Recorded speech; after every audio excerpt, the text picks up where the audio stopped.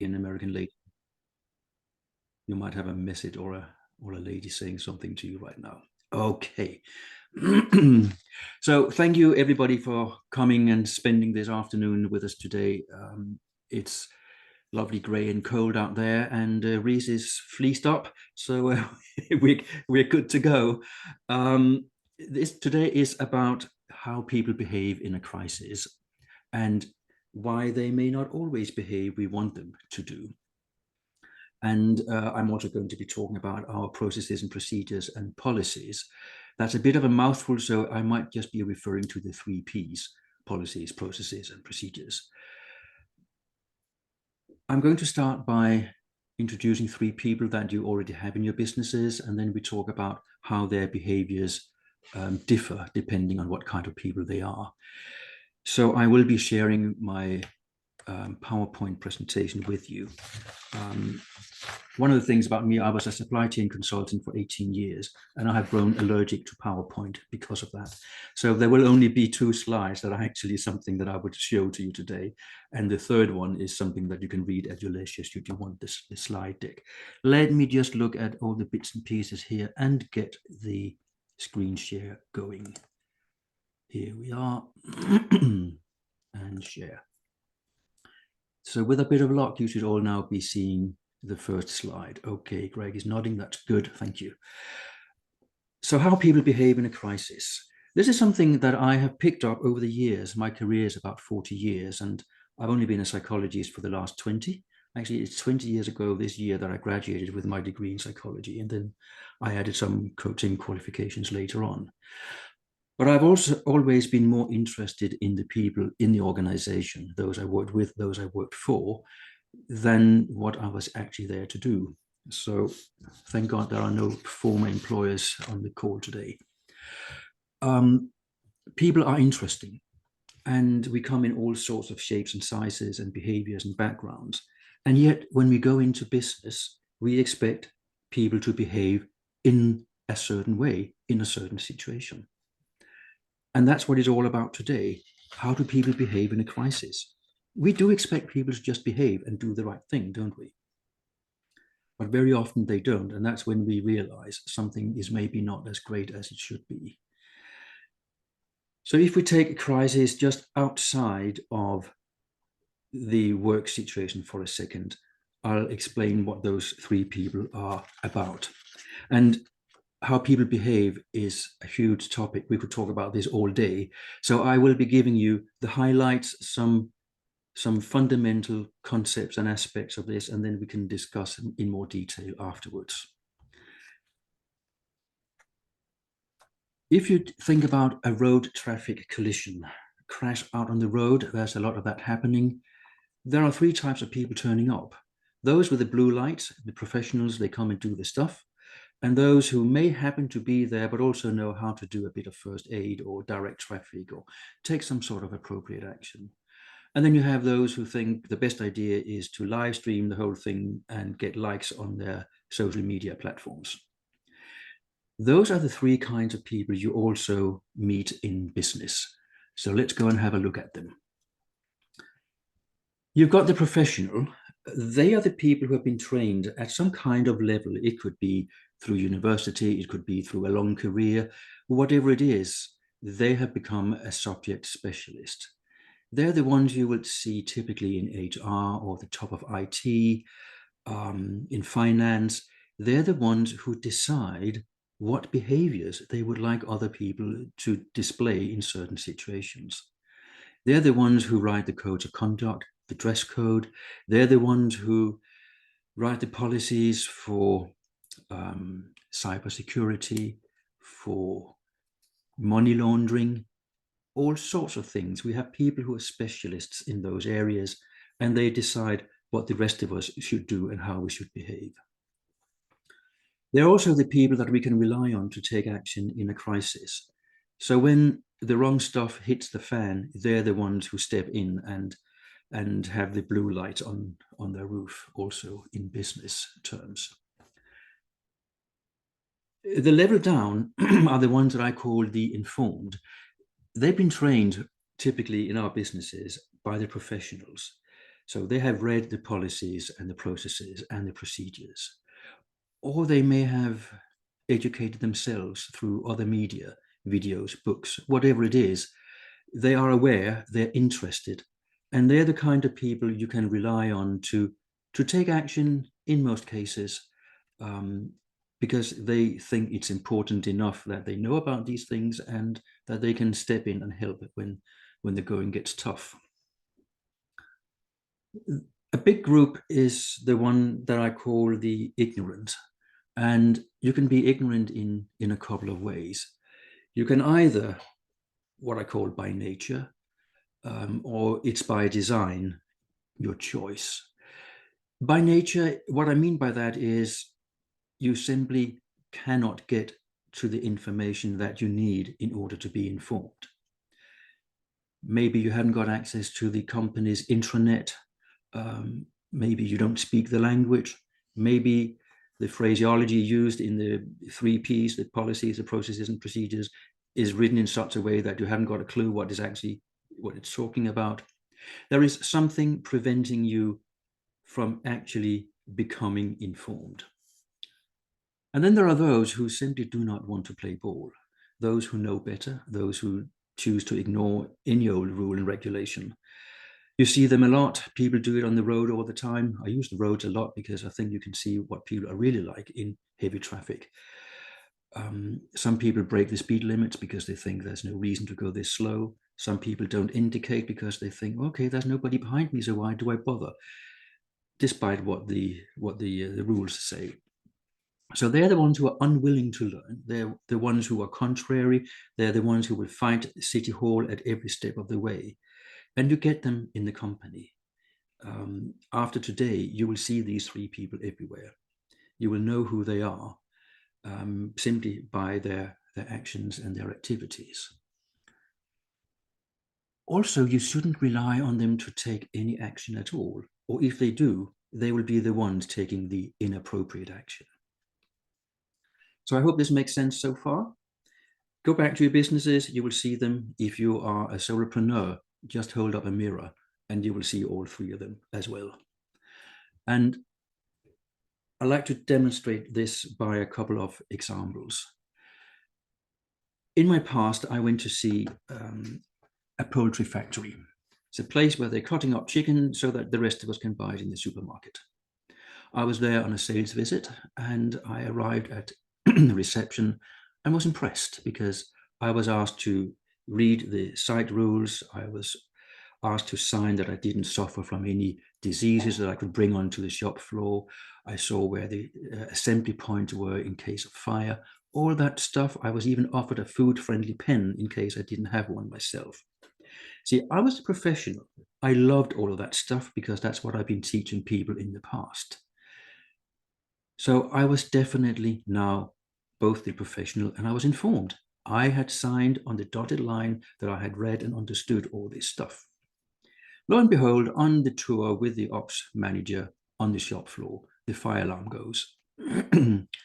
And he knows what to do, so he leaves me, but he asks me first, Peter, do you know how to get out of here? I said, well, actually, no, I don't. So he grabs a random colleague, let's call him John, says, John, can you make sure Peter gets out of here? And John walks me through the corridors and to the door. On the way, he tells me, yeah, you know what, it's probably just the canteen burning toast again. And actually it was. But that set off the fire alarm, and everybody in that factory where I was and what I could see, they knew what to do. They all behaved appropriately. They left the building and they went to their assembly points. I was dumped at my assembly point. HR manager was responsible for visitors, so she looked at my badge and was ticked off as accounted for. So far, so good. But at that moment, when the ops manager asked me, do you know how to get out of here? I had to admit that I was also totally ignorant. I didn't have a clue. I wasn't in a frame of mind to remember all of this stuff. I was there on a sales visit that was important to me. So I didn't know where to go. I would have found a way of doing it because you can follow the herd, can't you? But I didn't know what to do. So in that situation, I behaved appropriately, but I had a guide, someone who took me not by the hand, but made sure that I got out of the building. Another scenario is an office manager. I know she had a struggle again, fire. She had drilled those fire precautions into her colleagues, and the fire alarm goes as it does sometimes. There's a fire drill, and everybody in this office block need to get out quick. And some were just, yeah, I just need to make a cup of tea, and they put it on top of their laptop, and they walk the laptop down the stairs with a cup of tea on top. And then two of them disappeared. So she couldn't tick them off as being accounted for. So there was a lot of words coming out of this afterwards, some quite negative ones, because if you don't follow those rules, firefighters will go into the building to rescue those people unaccounted for. So they put their own lives at risk to find people who are actually out of the building. So that will never go down well. But they didn't understand that. They didn't care. They just popped into the cafe next door to carry on working. So you can have that ignorant behavior as well. They knew the drill, they tried it before, but something was more important. I made this talk to a group of people in Belgium last year, and they told me a story. I got the highlights of it. It was an IT director. He gets a call. The nature of the call is, we have a cyber security breach. And he said, well, I'm not coming in. You deal with it. The reason for that, we think, was it was his son's 7th birthday. So it was more important to him to be with his son and his wife and the party than to go into the office. So the question is, was he a bad director, or was he a very good husband and father? Who knows? Did he follow the procedures and actually just told his staff, you know what to do, I don't need to be there for this? Or were there no procedures at all? Was he on a yellow card on the home front already for being in the office too much, so that it would be a red card if he dumped his son's birthday and went into the office? All these questions we have to think about before we judge people about their behaviors. But we have to make sure that there are some guidelines and some ways in which we can meaningfully tell people what to do. A question is very often, well, whose crisis is it anyway? It's not my crisis. If you have a problem, it's not my problem. So a lot of people will think about themselves, and very often also in the way of what's in it for me, because a crisis is inconvenient, and nobody likes to be inconvenienced, do they? I was the twat who sat through a meeting whilst the fire alarm was going, because it was inconvenient for all of us to get up and out of that meeting. But you see, those people in that meeting were my colleagues, and we had a very toxic work environment, and we just couldn't care less. So if you have a toxic work environment, it doesn't matter what policies, processes, and procedures you've got. Nobody cares. Nobody's going to follow it. So behavior goes far deeper than just the actual situation itself. So if it's not my crisis, well, why should I act? If I don't like being here, why should I act? Well, there's another reason why people don't act appropriately, and that's because they don't know how to, and that's the ignorant by nature here. We may not have. So, sorry to interrupt. Can you just check the waiting rooms? I think there's a few people in there. Are the people in the waiting room okay? Sorry, I believe so. No, that's fine. Thank you for letting me know. I'll see if I can do this. Find the waiting room. I may have to just more. Interesting. I'll just stop sharing for a while and let people in. Sorry. No, that's fine. This is live. We're doing stuff. There's messages. Waiting room. I don't see any new ones. Admit. Yes, Ray. We have to welcome Ray. Okay. Ray, I hope you're in. And I'll go back to the presentation again. Okay. we get any more emails, am I okay just to give you a nudge again? Yes, of course. By all means, Sorry just give for me a shout. I want people to get in, not to be sitting there forever in the waiting room. Okay. So we have to make sure that you are actually able to follow the rules. And if the processes and procedures are not there in the first place, how can you expect anyone to behave appropriately? Alternatively, if there's too many of them, if they are too densely typed up, if they're too restrictive, if it's like a jungle of rules and regulations, people will give up and stop breathing, and they can't cope with all of this. Also, we are very close to ourselves. So if we don't understand what's in it for me, then people are likely to decide what's in it for me. It's about comfort. It's about not being bothered, not being troubled. So I was this person who just stayed in the meeting because I couldn't be bothered to get out. It wasn't my problem. I thought that was better for me. So we have to train each other to understand following this process will have this benefit for you personally, or not following this process will have this detrimental effect on you personally. Then it makes sense. A lot of people are at work instructed to lock their computer when they leave their desk. It's a computer safety, cyber safety thing. You don't want anyone to introduce anything to anybody's computer at work. So all you have to do is do a couple of keystrokes and you have locked your computer. Many people don't do that with the excuse of, well, I was just going to the loo. I just had to make a cup of tea. I was only away for a couple of seconds. But that's all it takes for someone to go and introduce a virus, for example, upload something to your computer. But we're in the team. You still don't know who is actually in the team and if someone has other agendas that they're not talking about. So IT people are very keen on us locking our computer when we're away from the desk. And it's one of those little ones where people think, oh, it's an inconvenience. I can't be asked because now I have to log in afterwards and passwords and things. So we do or we don't do stuff depending on how much we are inconvenienced or how much it pleases us doing it or not.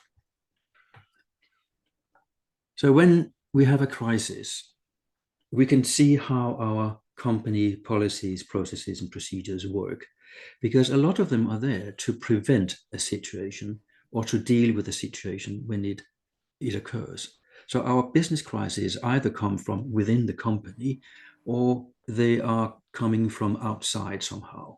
It could be a dramatic loss of a client. Oops, what do we do? It's a financial crisis. It could be a cyber attack. It's a data, it's a security, it's a big mess. We need to know how to deal with it. We need to know how to prevent these things from happening. There was an article and a study out not too long ago about the legal profession, where about a third of the companies in this. Ladies and gentlemen, just an update for you. The service that was experiencing difficulties does appear to have moved forward towards York, so we'll expect us to be on our way shortly. Apologies for any inconvenience caused by the late journey. Some instructions coming. Connections from York, please note that tickets will be valid up to If you could all put yourselves on mute, that would be great. Service is now approximately. Let me see what I can do here. Okay, here we go. So we need to figure out these lawyers that they were not up to speed on anything to do with money laundering, and that's pretty horrendous when you think of people actually handling other people's money. You have client accounts and you're not aware of how to deal with money laundering, how to prevent that from happening. So a business crisis can be something physical that happens to the company. It can be financial. It can be a lot about reputation. I mean, who wants to have loads of tribunals going on? That doesn't send a very good message. So what can you do to prevent that from happening? Oh, you have the anti-bullying policies. You have the anti-discrimination policies. But if no one follows them, what's the point? So to make those policies, procedures, and processes worthwhile, it would be a good idea to involve a lot of people in creating and writing them. Because imagine you have a 10-page procedure for something in IT. Well, who will read that? Who needs to know all of this? If you're in a low-level job somewhere and you only need to know one or two things, then you have to break it up into bits to make sure that the individuals are informed about what they need to know, not all the rest of it, because it will just drown. So the important message will drown. Also, it has to be written in a way that people can actually read it, as I said earlier. If it's a very HR-y or very financial, and you give it to someone who doesn't understand these things, the words, the terminology itself can be off-putting. So when I've seen it work well is when different parts of the company are invited to update, revise, and write the processes and procedures. That is part of a change process. And people don't like change, as the saying goes, which is pretty much not true, but people hate being changed. So the more you can involve people at the start and make it relevant, the more likely you are to get the behaviors that you desire. And I think this is where I've given you all the highlights of the kind of people you will find in a company in a certain situation. Those who come out of the woodwork taking charge, those who get in the way or do the wrong things, either because they're confused, they don't know, or because they don't care. So what I would like to do now is to step off the soapbox and stop the sharing, and we can start having a look at your messages and a Q&A. So thank you for staying with me this far. The next slide is this one, which will be a summary of everything I've just said. So if you want that, just let us know, and we'll get you the presentation emailed over to you. So here we are back. I can see some of you, not all of you. Let's just check new messages. And I don't see an awful lot. So I'm now open for questions. So any comments you have, any questions, now would be a really good time.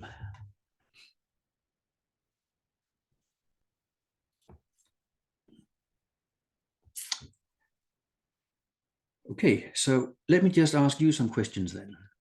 What size of company are you guys in or running? You can either type or you can unmute yourself and join in. I suppose, Peter, I'm working in 2 startups at the moment, and I suppose is it a matter that there's not really any processes in startups? So what happens in general then anyway? Because everyone just does a bit of everything in a startup, so I don't think it really is. Obviously, it should be on the agenda, but it's not necessarily on the agenda of a startup. And I get that, and that's actually a common trap to walk into, because you're so focused on doing what you're good at and getting the business off the ground. Yeah. But rules, if you use that word, agreements, processes, procedures are there to rely on when you can't remember what you agreed. Yeah. So in a startup, you need to lay down some foundations, some ground rules for how we do business here, so that in any eventuality you have something to rely on. There's this thing called common sense. Yeah. And common sense isn't always common practice. And we all have our own version of common sense. So you and your business partners may think, okay, yeah, we know we like each other, we know what to do, and it makes sense. And then you're a bit busy and you start cutting corners and you forget something, or you do something that is perhaps not the best way, but it was quick. Yeah. That is when you start on the slippery road into having to do a lot of catching up and do repair work. So it's far better to start having something that you think, yeah, this is this is how we want to do business. This is how our business functions. And it doesn't have to be very, big and complicated. It just needs to be there. So you have something that you can always review as and when and it's out of date. From an employee's perspective, how would you flag something like that, something that wasn't right? So I'll tell you a story, and I may or may not have been involved, but I wasn't the person in charge at the time. I was part of the sales team, and there was a fire alarm that went off, and the sales team was told, "Sales team, you stay where you are. We need to bring revenue into the business." So everyone on the sales floor sat there, still on the phones, fire alarm went off, everybody else is running out the door, but the sales team were required, or told, should I say, not required, but told to stay within your seats and keep selling. What would happen, or who would the employees and the team members, who should they report that to if everybody within the business is probably as corrupt as the person who give the instruction? Wow, that's a nasty one, that one, because if you look at my LinkedIn profile, you may or may not be able to identify what organization that was, and that's all I'm saying. Which organization is not as important as underlying mess that was going on. Because every employer has a legal obligation to make sure that its employees are safe. And employees is everyone from entry level to the absolutely highest in the C-suite. They're all employees. So if there's a fire, we get out.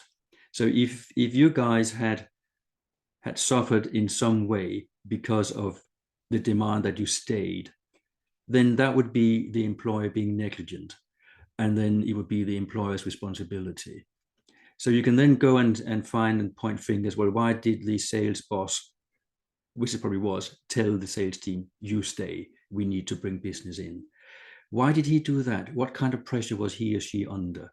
What kind of world did that person live in to think that, oh, everybody is okay, but my sales team, they're just robots. We can just ask them to carry on.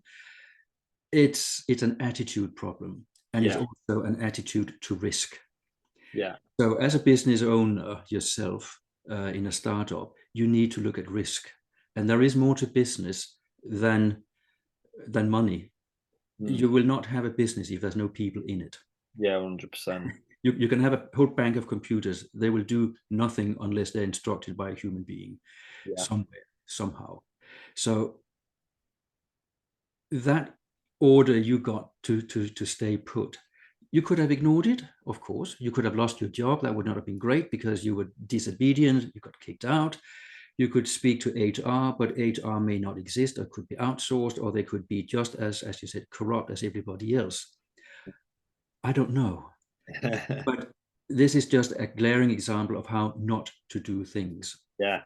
I know there are HR departments out there who keep a black book on people who complain. And there are also HR departments out there who are wonderful. So we have to look at these as individual cases and judge them on their individual merit or otherwise. But I would say for anyone, you do not have a business if you are not looking after your people. People will walk away, and then you have the expense and again, a business risk of training new people up to how we do things here. So it is absolutely crucial that everyone is on board with just at least the basics.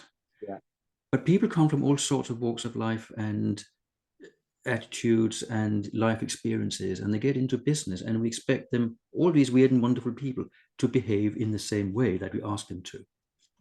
And that's a big ask, and that's a big assumption, which is why we have to constantly repeat the message until we get nauseatingly sick of repeating the same message, because we forget.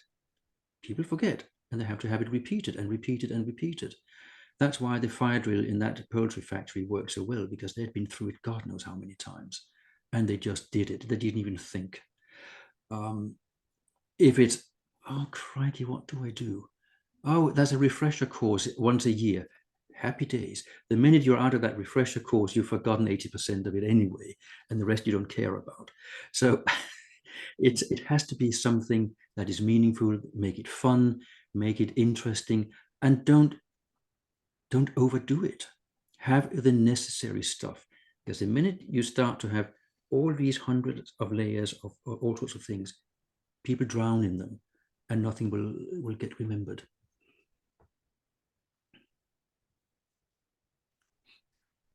So that was a startup. Anybody here who's an employer? I guess mine's completely the opposite, actually. So I work for a large tech company. We've got over 100,000 employees across most geographies in the world. So it's a huge beast, but we almost are the other way. So we are heavily into compliance. We have compliance departments. There's mandatory training on all sorts of different topics. We have workers' councils in place on any kind of employment law change. So that's all really good. And I think we have a good level of adherence to policy generally. I mean, there are exceptions, but it's pretty good. I think what we have to be mindful of, though, is I find that sometimes that can stifle creativity. So when you become an organization that is so large, and by default has to be quite process driven, because you can't have 100,000 people all doing whatever they feel like, it can somehow sort of stifle that creativity. So I think, as you mentioned, there's a bit of a balance to strike, but I think the bigger you get, probably the more difficult it is, because you do need to comply and control things to a greater extent probably than when you're a startup, perhaps. I think every size of organization has its own challenges in terms of ensuring compliance. And just the word compliance sends people into a tailspin very often, because it's it's kind of back to school, just do as you're told, feeling that we get. You mentioned something that I like to just touch on here, the compliance department.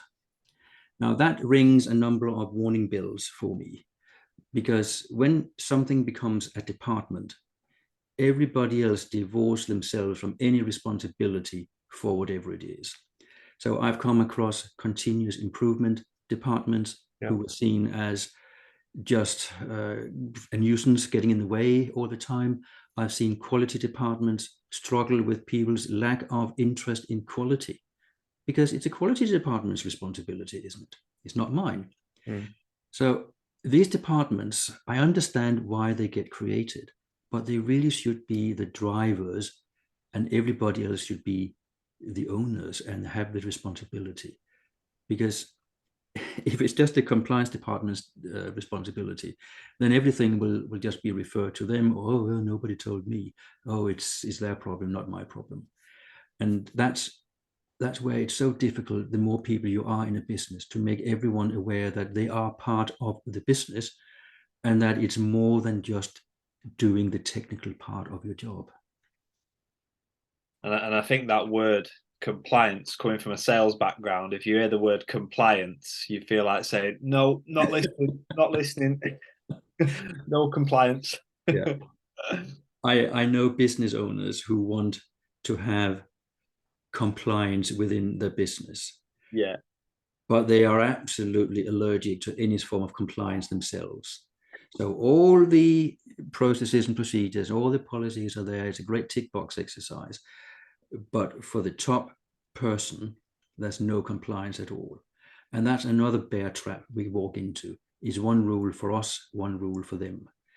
And if you don't lead by example, if you don't all follow the same rules, then there will be those who say, well, if they can get away with not doing anything, well, why should I do something? Because we're human beings. Look at our politicians. We all have a go at them for not following their own rules. It happens in business as well. So we've had small startup, we have a large established. What other size of company have we got among us today? You can write in the chat box, you can unmute. Let's have a chat.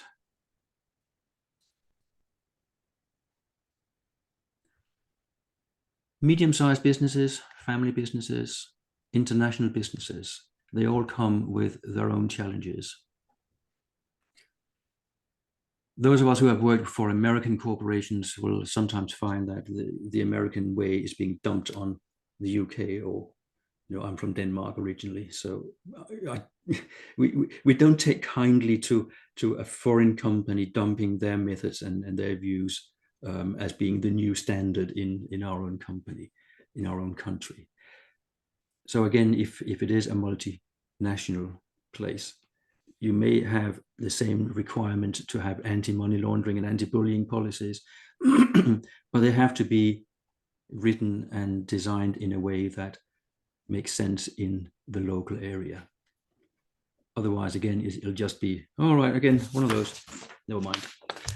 And we can't have that. I think it's quite interesting, the differences. So I've never worked with an American business or anything like that, but my good friend of mine is an engineer, and he was taken over by an American business, and he was they were on a webinar with just introducing to the new SLT, if you like, and he was an American guy that was speaking, and he just basically said to them, if you don't like it, you can go and get a new job, or we can fire you all, along those lines. And I thought, might be able to say that in the US, but you can't get away with speaking to people over here like that. No. I did a consultancy job in Germany some years ago, and it's not very far from here, but the culture is very different. And there are just things that you can and that you can't do. Yeah. And when you come in as an English team of consultants, you really have to shut up and listen and just figure out what are the rules and regulations here? What are the norms? We can't impose our way of doing things on our client because we haven't got a clue in detail what it's all about. So very often you have to shut up and listen first, and then you can ask questions. But I would say get people involved. It's not compliance crisis. These are not sexy subjects, but you can make them relevant at least. And when they're relevant, you will have a higher degree of compliance. And if your rules and regulations and whatever you call them in your company were great 5 years ago and you haven't looked at them since, this is just too bad because it's not relevant anymore. So update, review regularly, and keep it something as part of what we do.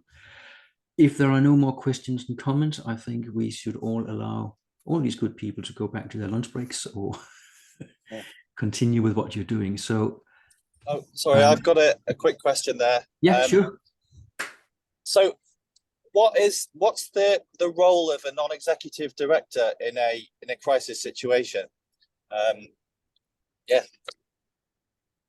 I mean, just like what I'm thinking is, if there was, an immediate crisis at hand, would that be more of the responsibilities of the executive directors, or would it, would the non-executive directors be involved in any way? The way I look at it, Stuart, is the non-exec is there to work with the board to ensure governance is in place and that the right things are in place. When something actually happens, it becomes operational, and that's where the non-exec should stay away.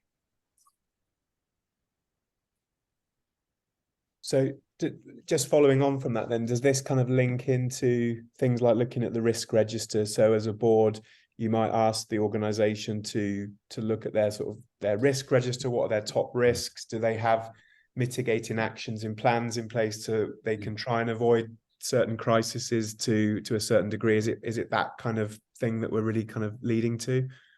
I think so. I would see it as a non-exec's job to make sure that the that the board are on top of all those things, that they do look at the risk registers, that they do take action.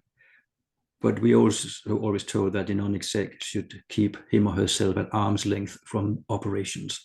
So we're there to hold them to their responsibility and accountability. Of course, as a non-exec, you still have the same legal responsibilities as an exec. But there is this line between staying close but stepping far enough away so that you don't take over and run the company, because that's not what you're there to do. That's the ops team, that's the directors. I think it's interesting because obviously the crisis in the pandemic, when that kicked in, the market for businesses looking for non-execs really did increase. And there's lots of organisations that are putting it out there because they just wanted people to navigate through the uncertainty. So from that perspective, it did not necessarily fall on the responsibility of the non-exec, but they were certainly required to be there to help the executive team navigate challenges they were facing. And what we can do as non-execs is to be the business coach, if you like. We can be the person from the outside who can better see that wood from the trees. Yeah. And it's something I've been doing for, helping people see their own wood for the trees for the last 20 years, whether it's by personal counseling and coaching or if it's as a consultant. It's okay, so how do you do things? Right, how's that working for you? And let's look at what you have in place, and then we find the gaps and we plug the gaps, or we change what needs changing because it's out of date. There's an awful lot of responsibility on board members, on the directors, and the C-suite, and sometimes they just need someone to have that overview, that say, yeah, okay, know all of this. You've got your day job. Hang on a minute, this is also your day job.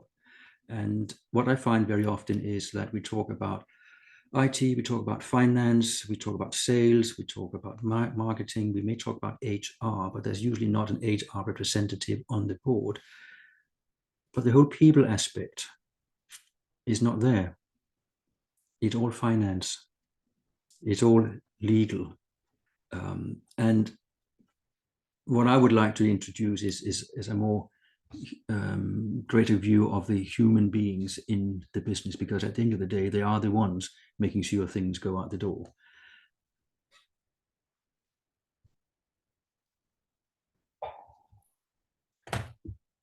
Anybody else? Otherwise, I think we have come to the kind of time where we promised that we would let everyone get back to their jobs.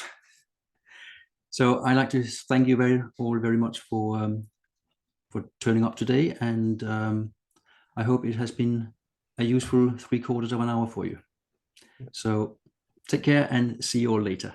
Cheers. Thank you. Bye for now. Thank you. Bye. Thanks very much. Thank you.